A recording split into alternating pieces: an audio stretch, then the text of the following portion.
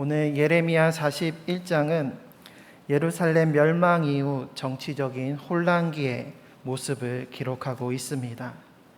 그다냐와 이스마엘 그리고 요하난 이 세 인물을 중심으로 기록되어 있는데 그 내용을 살펴보면 이와 같습니다. 1절에서 3절에서는 유다의 총독으로 그다냐가 세워지고 그다랴에게로 모인 사람들 가운데 한 사람이었던 이스마엘이 반란을 일으켜 그다랴를 암살하였습니다. 그리고 이 반란 소식이 바깥으로 새지 않게 하기 위해서 그곳에 있던 모든 유다 사람들과 함께 바벨론의 군사까지 죽이는 지경에 이르렀습니다. 그렇게 바깥으로 정보를 차단했던 그때에 세겜과 실로와 또 사마리아에서부터 성전을 순례하기 위한 사람들이 미스바에 오게 되었습니다. 이스마엘은 이 반란의 소식을 감추기 위해 그다랴를 찾아온 성전 순례단 80명을 미스바 성으로 유인한 뒤에 그들을 죽여 구덩이에 던져버렸습니다. 이때 80명 가운데 10명의 사람들이 우리가 숨겨둔 재물이 있으니 우리를 부디 살려달라고 요청하였고 그들은 간신히 목숨을 건질 수 있었습니다. 이후에 이스마엘은 남아있는 그 성의 공주들과 또 백성들을 포로로 사로잡아서 암몬으로 도망하게 되었습니다. 그리고 11절부터 18절에서는 이스마엘의 악행을 들은 요하난이 군대를 이끌고 이스마엘을 추격하여서 포로로 잡힌 사람들을 구출하였습니다. 하지만 이스마엘은 끝내 붙잡지 못하였고 이스마엘은 그대로 암몬 땅으로 피신하게 되었습니다. 반란의 주동자인 이스마엘을 놓치고 또 바벨론이 세운 유다 총독 그다랴가 살해당한 일로 인하여 바벨론의 보복이 두려웠던 요하난은 애굽으로 도망할 것을 계획하게 됩니다. 오늘은 이 가운데 이스마엘에 대해서 함께 살펴보고자 합니다. 시드기야 제11년 넷째 달에 남유다는 바벨론에 의해 멸망당하였습니다. 시드기야 왕은 두 눈이 뽑혀 붙잡혔고 또 귀족들은 죽임을 당하고 백성들은 포로로 바벨론에 끌려가게 되었습니다. 왕궁과 함께 백성들이 거하는 집들의 불타고 예루살렘 성벽은 무너져 폐허가 되었습니다. 남아있는 사람들은 가진 것이 없는 가난한 사람들 뿐이었습니다. 나라는 폐허가 되고 백성들은 흩어짐으로써 그 좌절과 절망은 이루 말할 수가 없었습니다. 그때에 유다의 총독으로 그다랴가 세워졌고 그다랴가 있던 미스바를 중심으로 남은 모든 유다 백성들이 모여서 무너진 삶을 다시 회복시키고자 하였습니다. 그때 그다랴 밑으로 모인 사람들 가운데 한 사람이 바로 느다냐의 아들 이스마엘이었습니다. 황폐해진 나라와 민족을 다시 회복시키고 안정시키는 일에 다 함께 하나가 되어서 힘을 쏟아야 할 때인데 어째서 이스마엘은 반란을 일으켜 그다랴를 암살하게 되었을까요? 오늘 본문 1절을 보면 이스마엘이 왕의 종친 엘리사마의 손자요 느다냐의 아들로서 왕의 장관이라고 소개되고 있습니다. 이스마엘은 왕의 종친 곧 다윗 가문의 후손이었으며 동시에 왕의 장관으로서 국가의 운영을 담당했던 한 사람이었습니다. 이러한 이스마엘이 어찌 반란을 일으켜 나라와 민족을 더욱더 혼란스럽게 하고 결국에는 흩어지게 만들었을까요? 성경은 그 이유를 직접적으로 알려주지는 않지만 그 첫 번째 이유는 바로 그다랴를 향한 시기와 질투 때문이었습니다. 그다랴는 사반의 손자요 아이감의 아들이었습니다. 사반은 아시다시피 요시야 왕 때에 서기관으로서 성전에 감춰져 있던 율법책을 발견한 사람이었습니다. 그리고 사반이 요시야 왕 앞에서 그 율법책을 읽을 때 요시야 왕은 자기의 옷을 찢고 애통하면서 종교 개혁을 단행하게 되었습니다. 이처럼 사반은 요시야와 함께 종교 개혁을 일으킨 핵심 인물 중에 한 사람으로서 그의 가문은 대대로 남유다의 주요 간직에서 계속해서 일해 왔습니다. 예레미야 29장을 보면 사반의 아들 엘라사는 시드기야의 친서를 느부갓네살 왕에게 전하는 그 전령의 역할을 담당하였습니다. 왕의 친서를 담당했다라는 것은 그만큼 왕의 신임을 받고 있었다라는 것을 보여줍니다. 또 예레미야 35장 말씀을 보면 바룩이 고관들 앞에서 두루마리를 낭독할 때에 그 고관들 가운데 사반의 아들 그마랴도 참석해 있었던 것처럼 사반의 가문들은 남유다의 고위직을 맡은 가문이었습니다. 그리고 사반의 아들이요 또 그다랴의 아버지인 아히감은 예레미야를 도와주었던 사람이었습니다. 예레미야 26장 24절에 이르기를 사반의 아들 아히감의 손이 예레미야를 도와주어 그를 백성의 손에 내어주지 아니하여 죽이지 못하게 하니라.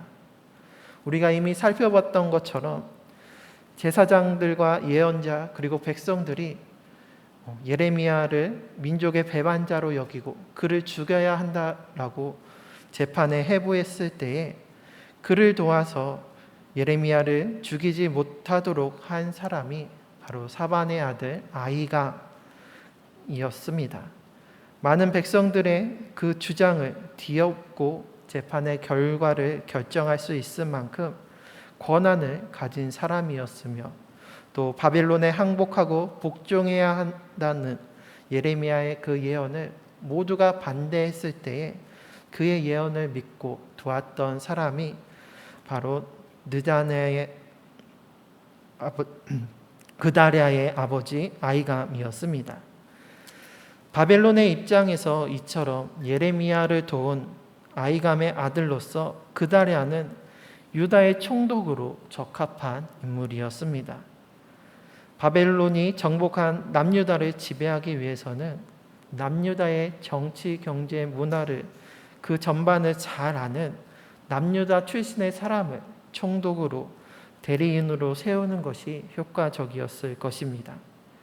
그렇다고 해서 왕실 가운데서 총독을 세운다면 그를 중심으로 언젠가 또 바벨론에 대해서 반란을 일으킬 위험 요소가 있기 때문에 왕족이 아닌 고위직 가문으로서 국정에 능숙하고 또 바벨론의 입장에서 볼 때 친바벨론파에 해당하는 아히감의 아들 그다랴가 총독으로 적합했던 것이었습니다.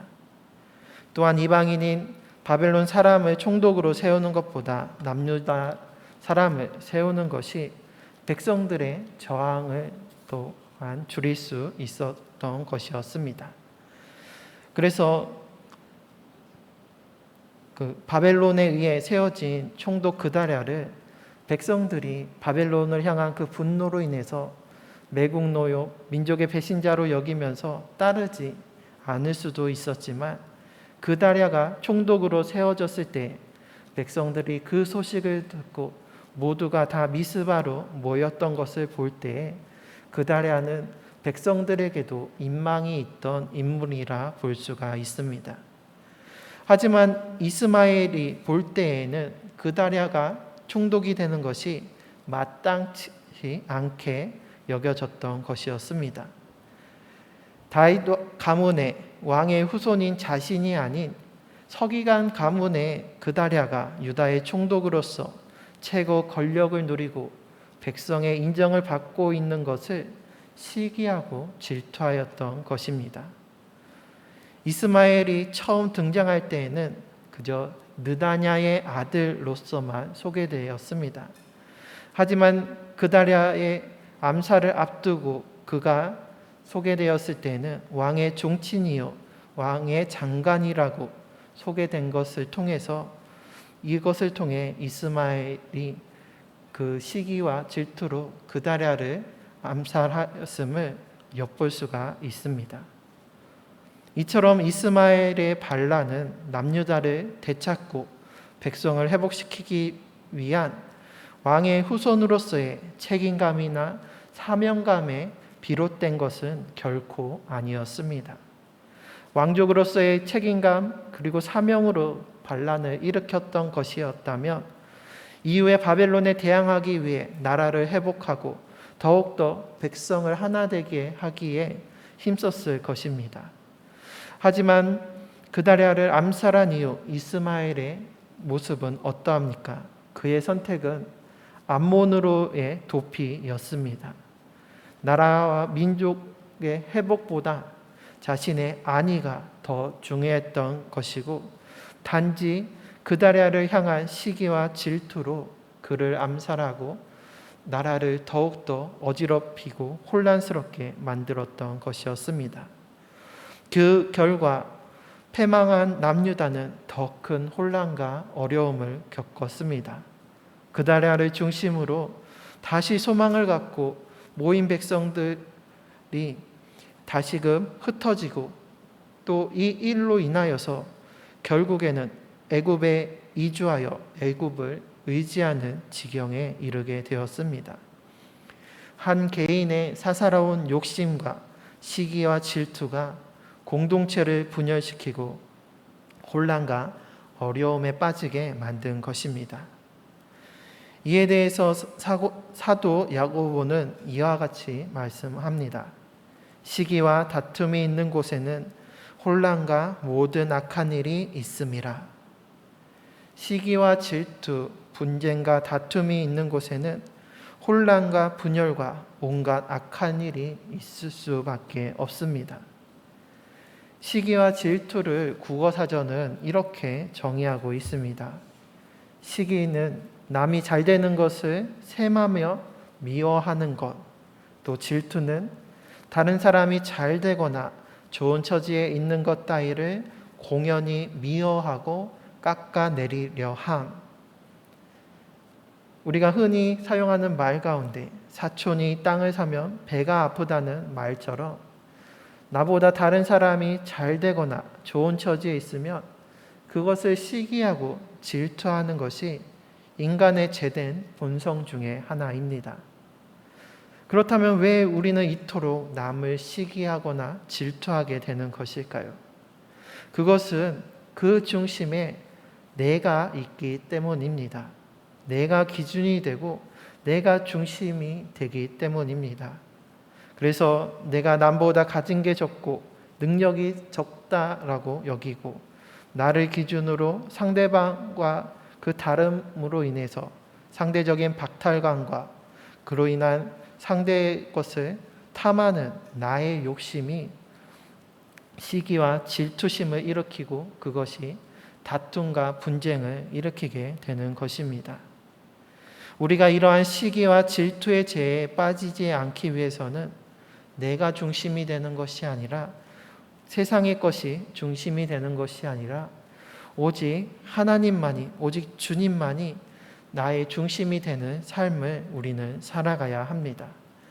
모든 것을 채워주시고 도와주시며 또 영원히 마르지 않는 영생하도록 샘솟는 그 영원한 생명수 샘물이 되시는 주님께서 우리 안에 계시다면, 내가 그 주님을 중심으로 살아간다면 우리가 부족할 것이 없고 그로 인해서 남의 것을 탐낼 것도 없기 때문입니다. 주님의 충만한 은혜로 만족함을 누린다면 우리가 다른 것을 시기하거나 질투할 필요가 전혀 없게 됩니다. 바라옵기는 땅의 것을 탐내지 아니하고 오직 위의 것을, 하늘의 것을 구하는 우리 모두가 되시길 바랍니다. 잠시뿐인 세상의 것이 아닌 영원한 하늘의 것, 하나님만을 구하시길 바랍니다. 이 땅의 것들은 유한하고 한정되어 있습니다. 그렇기 때문에 누군가가 가지면 그만큼 누군가는 잃게 될 수밖에 없습니다. 이러한 유한성으로 인해서 남보다 내가 더 많이 갖기 위해서 서로 더 많은 것을 가지려고 남의 것을 시기하고 탐내며 빼앗고 다투게 되는 것입니다. 그로 인해서 남에게 상처를 줄 뿐만이 아니라 그 모든 제약으로 인해서 공동체를 분열시키기에 이르게 됩니다. 하지만 하늘의 것은 영원한 것이고 무한한 것입니다. 모두가 다 누릴 수 있고 전혀 부족함이 없습니다. 누가 많고 적음이 결코 문제가 되지 않습니다. 모든 것이 다 하나님의 은혜이며 하나님 한 분만으로 충분하고 만족한다면 우리 안에 그 시기심과 질투심의 마음이 틈탈 수 없는 것입니다. 이어서 사도 야고보는 이와 같이 말씀합니다. 오직 위로부터 난 지혜는 첫째 성결하고 다음에 화평하고 관용하고 양순하며 긍휼과 선한 열매가 가득하고 편견과 거짓이 없나니 화평하게 하는 자들은 화평으로 심어 의의 열매를 거두느니라. 시기와 질투 또 분열과 다툼이 아닌 하늘의 지혜, 하늘의 것, 곧 성결과 화평과 관용과 양순 또 긍휼과 선함에 그 하나님의 마음으로 하나님의 우리에게 주시는 것으로 화평케 하는 자들이 되시길 바랍니다. 그래서 의의 열매를 거두며 이 땅 가운데 하나님 나라의 천국 공동체를 이뤄나가는 우리 모두가 되시기를 주님의 이름으로 부탁드립니다.